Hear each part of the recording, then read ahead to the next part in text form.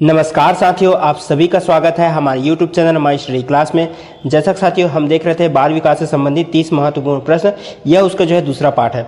साथियों अगर आपने इससे रिलेटेड पहला पार्ट नहीं देखा है तो आप जो है इस वीडियो के डिस्क्रिप्शन में जा सकते हो, जहां पर आपको पहले पार्ट का वीडियो मिल जाएगा। ठीक है साथियों, उसका लिंक मिल जाएगा। तो चलिए आज की वीडियो को शुरुआत करते हैं। अगर आप चैनल पर नए हो तो चैनल को सब्सक्राइब जरूर कीजिएगा साथियों, और बेल आइकन जरूर दबाइएगा, जिससे आपको आने वाले सभी वीडियो की अपडेट मिलती रहे। साथियों ये 30 महत्वपूर्ण प्रश्न आने वाले सभी एग्जाम, चाहे शिक्षक भर्ती हो, चाहे किसी भी राज्य का जो है टेट परीक्षा हो या सीटेट हो, सबके लिए जो है महत्वपूर्ण है। ठीक है साथियों, तो चलिए इस वीडियो की शुरुआत करते हैं। तो चलिए आज का पहला प्रश्न है, किस मनोवैज्ञानिक को पशु मनोवैज्ञानिक के लिए नोबेल पुरस्कार मिला था? ठीक है साथियों, यहाँ पे 4 ऑप्शन है, आप जल्दी से जो है 4 ऑप्शन पढ़ लीजिएगा साथियों। अगर आप जो है पहले से तैयारी करें तो आप लोगों के लिए बहुत अच्छा प्रैक्टिस से साबित हो सकता है। ठीक है साथियों, यहाँ पे मैं जो है डायरेक्ट आंसर आपको बताते जाऊंगा। तो इस प्रश्न का सही आंसर हो जाएगा वो है ऑप्शन ए, पावलोव को। पशु वैज्ञानिक के लिए नोबेल पुरस्कार जो है किनको मिला था? पावलोव को। साथियों यहाँ पे जो है कुछ प्रश्न यहाँ पे जो है पावलोव से संबंधित आएगा, कुछ प्रश्न जो है बंडूरा से, और जो है कुछ प्रश्न जो है एनसीएफ 2005 से रिलेटेड प्रश्न यहाँ पे आएगा। तो चलिए अगला प्रश्न देखते हैं हम।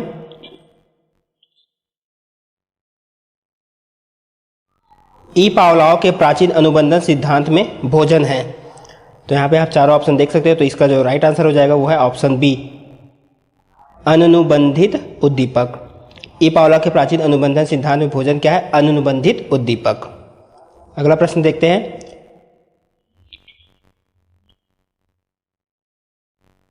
पावलोव ने शास्त्रीय अनुबंध के सिद्धांत का प्रयोग किस पर किया? तो किस पर किया? ऑप्शन ए, कुत्ते पर। ऑप्शन ए जो है इसका राइट आंसर हो जाएगा। पावलोव ने शास्त्रीय अनुबंध के सिद्धांत का प्रयोग कुत्ते पर किया। चलिए अगला प्रश्न देखते हैं,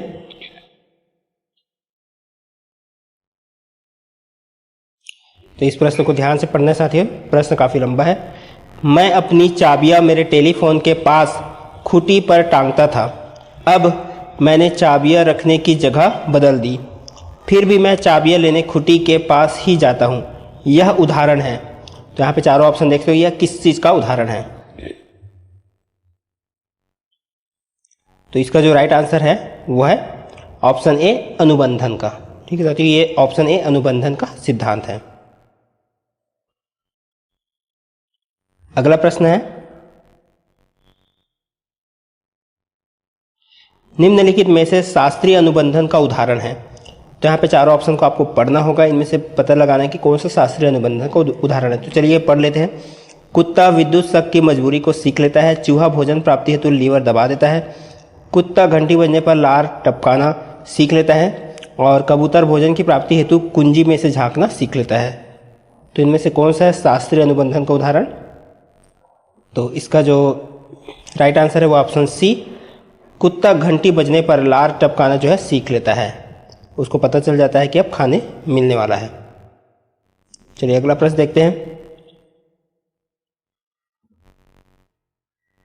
पावलोव के क्लासिकल अनुबंधन सिद्धांत हेतु कौन सा कथन सही है?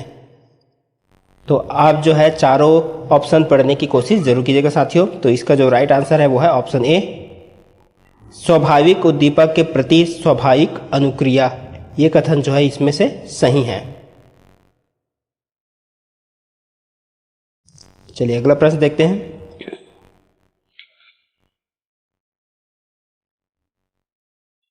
सीखने के एसआर सिद्धांत की निम्न में से कौन सी उपयोगिता है? तो यहां भी चारों देख लेते हैं। मंदबुद्धि बालकों को पढ़ाने में सहायक, गंभीर चिंतन वाले विषयों के अध्ययन में उपयोगी, बालकों में अच्छी आदतों के निर्माण में सहायक, या उपयुक्त सभी।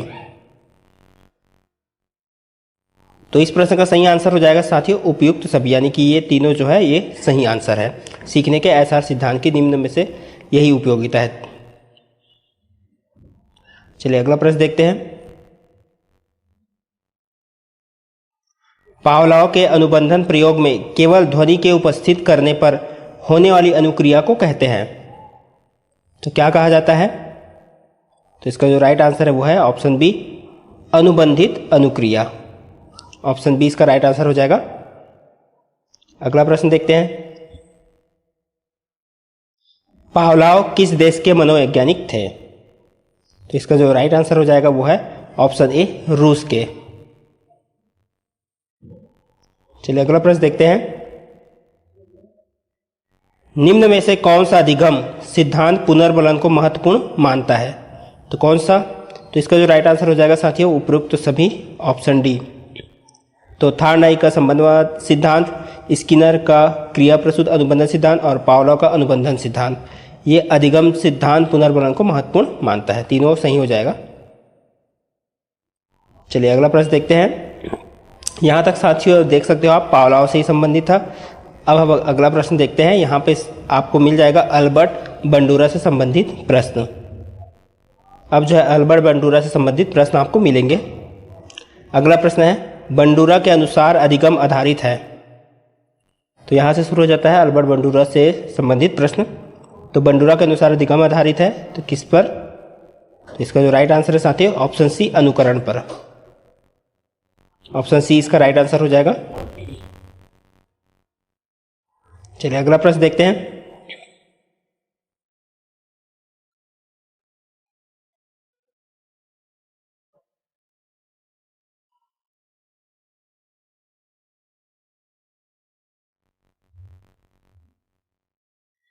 बंडूरा के सामाजिक अवलोकन पर आधारित अधिगम सिद्धांत में निम्नलिखित में से कौन सी प्रक्रिया होती है?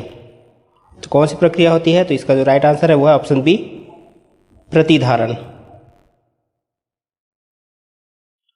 चलिए अगला प्रश्न देखते हैं। शिक्षार्थी फैशन शो को देखकर मॉडल्स का अनुकरण करने की कोशिश करते हैं। इस प्रकार के अनुकरण को क्या कहा जा सकता है? तो इसका जो राइट आंसर है वो है ऑप्शन सी, सामाजिक अधिगम। ऑप्शन सी, सामाजिक अधिगम कहा जा सकता है। चलिए अगला प्रश्न देखते हैं। अगला प्रश्न है, बच्चे फिल्मों में दिखाए गए हिंसात्मक व्यवहार को सीख सकते हैं या निष्कर्ष निम्नलिखित में से किस मनोवैज्ञानिक द्वारा किए गए कार्य पर आधारित हो सकता है? तो इस प्रश्न का सही आंसर है वो साथियों अल्बर्ट बंडूरा। ऑप्शन बी इसका राइट आंसर हो जाएगा। बच्चे में फिल्म में दिखाए गए हिंसात्मक व्यवहार को सीख सकते हैं। तो ये जो तर्क जो है किस मनोवैज्ञानिक द्वारा दिया गया था वो है अल्बर्ट बंडूरा। अगला प्रश्न देखते हैं। अधिगम का सिद्धांत निम्नलिखित में से किस घटक पर बल देता है? किस घटक पर? ऑप्शन बी, प्रतिरूपण। अगला प्रश्न है, बंडूरा का कथन है कि बच्चे प्रतिक्रियाएं प्रतिमानीकरण द्वारा सीखते हैं, जिसको क्या कहा जा सकता है? तो क्या कहा जा सकता है? निरीक्षणात्मक अधिगम।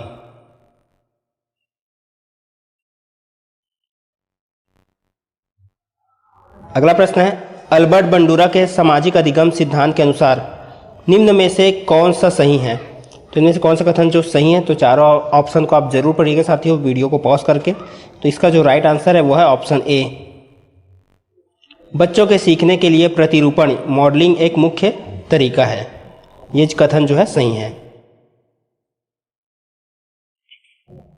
चलिए अगला प्रश्न देखते हैं। प्रेक्षणात्मक अधिगम संप्रत्यय किसके द्वारा दिया गया था? तो इसका जो राइट आंसर है वो है अल्बर्ट बंडूरा। साथियों यहाँ पे हम अल्बर्ट बंडूरा के बारे में ही देख रहे हैं। चलिए अगला प्रश्न देखते हैं। अल्बर्ट बंडूरा निम्न में से किस सिद्धांत से संबंधित है? तो किस सिद्धांत से संबंधित है? ऑप्शन बी, सामाजिक अधिगम सिद्धांत से संबंधित है।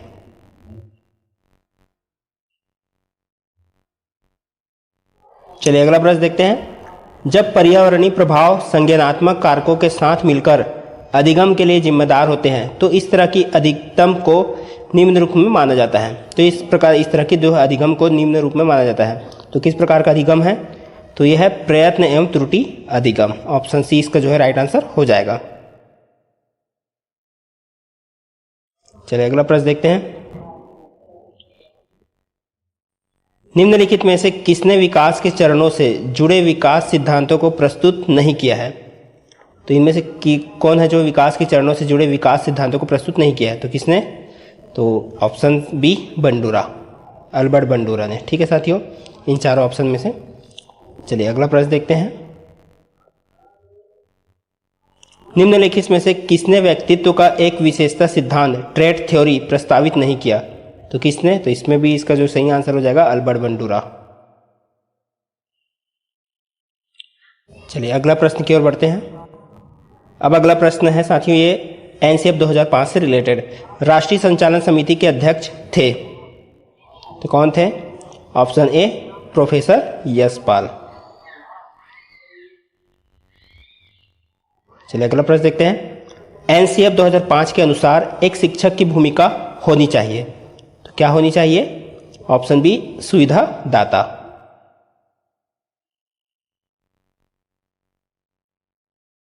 अगला प्रश्न है, राष्ट्रीय पाठ्यचर्या की रूपरेखा 2005 का उद्धरण निम्न में से किससे हुआ है? यानी कि इसको एनसीएफ कहा जाता है साथियों। राष्ट्रीय पाठ्यचर्या की रूपरेखा जो है देख सकते हो, इसका फुल फॉर्म राष्ट्रीय पाठ्यचर्या रूपरेखा एनसीएफ का फुल फॉर्म है। उद्धरण जो है निम्न में से किससे हुआ है? तो इसका जो राइट आंसर है वो है ऑप्शन ए सभ्यता और प्रगति से। चलिए अगला प्रश्न देखते हैं। एनसीएफ 2005 के अनुसार सीखना एक क्या है? तो सीखना ऑप्शन ए ज्ञान के निर्माण की प्रक्रिया है। सीखना एक ज्ञान के निर्माण की प्रक्रिया है। चलिए अगला प्रश्न देखते हैं। अगला प्रश्न है, राष्ट्रीय पाठ्यचर्या की रूपरेखा 2005 के अनुसार बाल केंद्रित शिक्षा शास्त्र में शिक्षार्थी को किस प्रकार नियोजित करने की आवश्यकता है? तो इसका जो राइट आंसर है वो ऑप्शन ए अभिरुचियों के अनुरूप। ऑप्शन ए इसका राइट आंसर हो जाएगा अभिरुचियों के अनुरूप।